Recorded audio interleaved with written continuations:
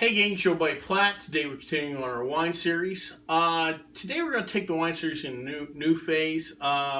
First phase I discussed the great wine varietals of the world. Second phase we discussed the great wine growing regions of the world. And this third phase is just kind of a catch-all or going over other miscellaneous topics. Things like other types of wine like sake and mead. Today what I want to talk about is something I've discussed in other videos, but I decided to do a whole video about it just in case you're not familiar with the topic, and that is Phylloxera. Phylloxera is a vine louse or a pest that will eat and destroy roots of grapevines. Phylloxera nearly wiped out a large chunk of the world's wine producing regions back in the late 1800s, especially did a lot of damage in Europe at the time, in the great wine growing regions of France and Italy, etc. Phylloxera is actually native to the eastern United States and was kind of isolated there until around the 1860s, when people took rootstocks from America and took them over to France. We were just going to see, hey, let's try out some American grapes over in France. Let's see what we do. Well, back then they didn't have the foresight. They didn't think about bringing plants and animals from one part of the world to another. Back then people were bringing camels to Texas and planting corn here and potatoes there, and they kind of didn't think the process out. The problem here wasn't necessarily the rootstocks they took over, but it was the pest that came along. And Phylloxera hopped the ride over to Europe, and when they got over to Europe, they realized they had no natural enemies over there, and the grapevines there, Vitis vinifera, had no defense for the phylloxera. And it took off like wildfire and started destroying roots of the great vineyards in France.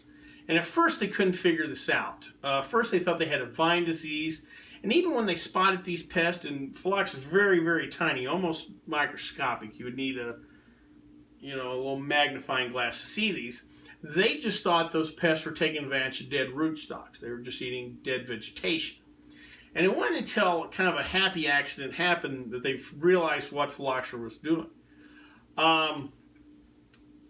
They flooded a vineyard there, and they noticed that they knew had Phylloxera, or they knew they had the disease. And they noticed after the flood, the roots rebounded. Well, if it was a disease in the root, it wouldn't have done that. The disease would have still been in the root. But they'd noticed these pests over there, and they kind of put two together. Hey, wait a minute. Now, part of the problem they were fighting when detecting these pests was Phylloxera has kind of a unique lifespan. It goes through 18 different stages of life, and at some point in time, will transmute into 4 different forms. So I might see this type of Phylloxera over here, and in a vineyard down the road, there might be another type and another vineyard. So again, they were having a hard time figuring out what this thing was and what it actually did. But after the flood, they kind of realized, all right, well, that flood would have washed those little pests off, and the vines rebounded. Maybe we got something here. At the same time, some biologists done some work and realized that pest was not a local pest. It came from North America. That's when they realized we've got to go to North America to get our solution. And what the solution was grapevines from North America. Vitis lambrusco specifically was the grapevine that they took over there, and its rootstock combats Phylloxera because it's from the same region that Phylloxera is, the eastern U.S. It had grown some natural defenses to Phylloxera. For one thing, it emits a sap that keeps Phylloxera away, and even if Phylloxera gets that rootstock and starts eating it, Vitis lambrusco rootstocks will produce a protective layer that keeps fungus or bacteria from getting in and rotting that rootstock. Well, they had their solution, but now how are we going to execute it? Well, they planted some Vitis lambrusca, and the European wine snobs over there said, oh, nay. Just did not produce the quality of wine that they were used to, or they thought it didn't produce the quality of wine, so they pushed back on that.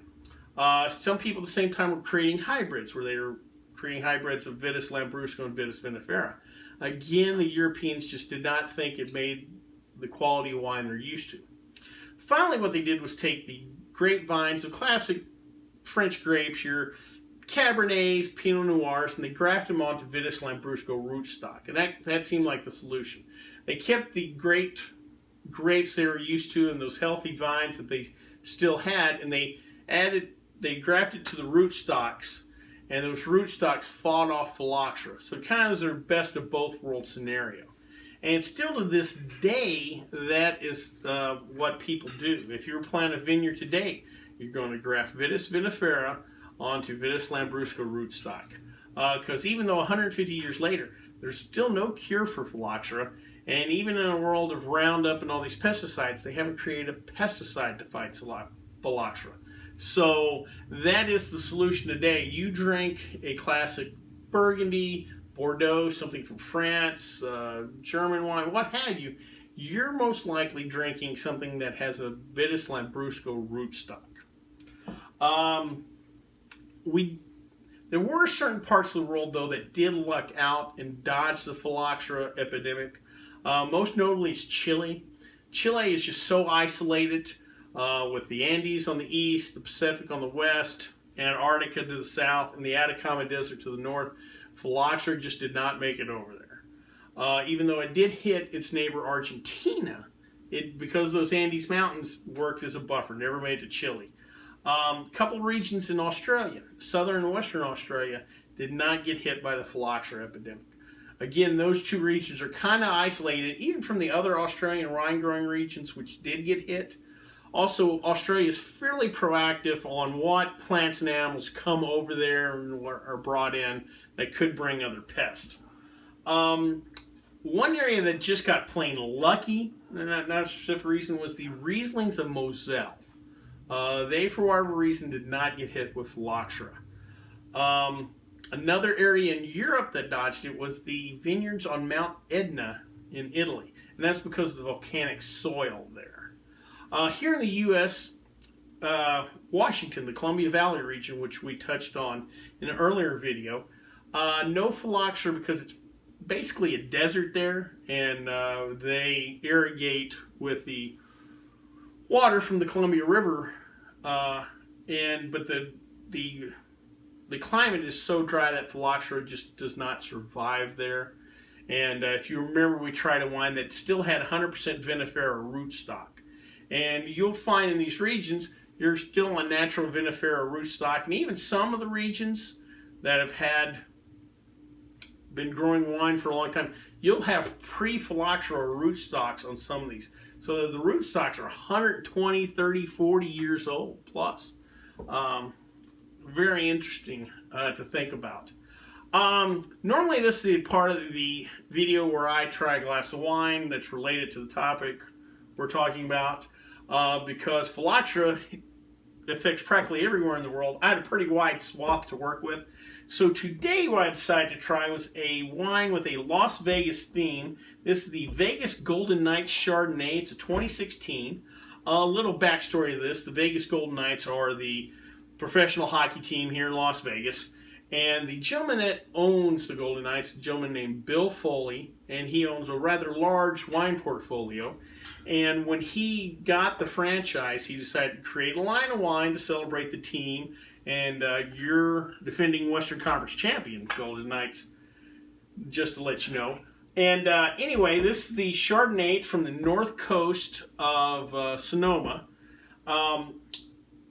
Along with this Golden Knight wine, in Mr. Foley's portfolio, there's also Chalk Hill, Chalone, and Sebastiani. So he's known for producing some quality wine. So let's give this a try.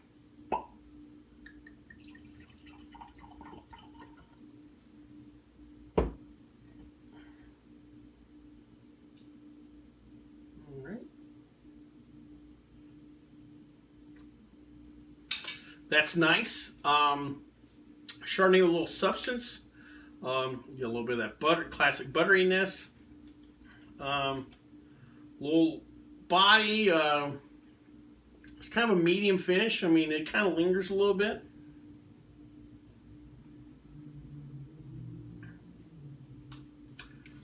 Yeah, that's nice.